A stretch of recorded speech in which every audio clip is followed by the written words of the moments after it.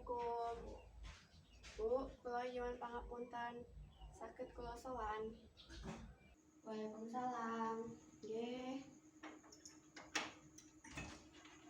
Mlebu nak. Kok dhewean wae to?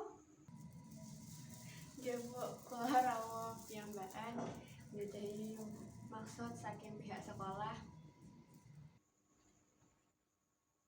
Oh, alah ngono to.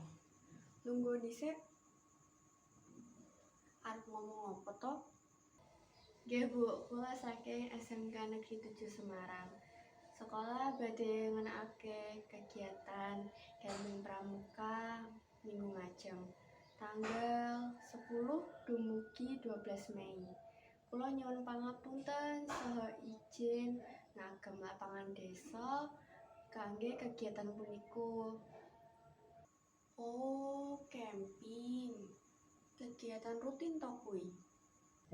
Nggih, Bu, leres saben taun pisan.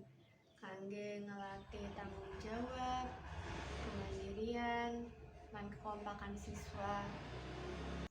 Apik kuwi, tapi wis ngomong durung karo RT lan warga kono. Dereng, Bu. Menika salah setunggaling maksud kula sowan mriki.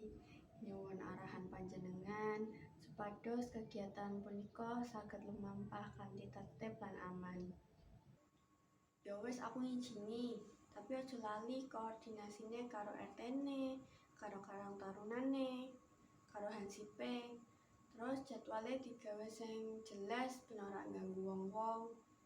Nggih, Bu, kula badhe susun jadwal lengkap kalebet kerja bakti, olahraga, lan seserahan kalian sesepuh desa.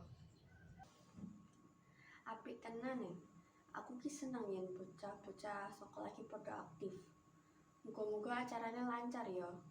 Matur suwun sanget, Bu. Kula nyuwun pangestu lan dukungan panjenengan. Yo semangat yo. Hati-hati, padha tertib, ben kabeh selamat.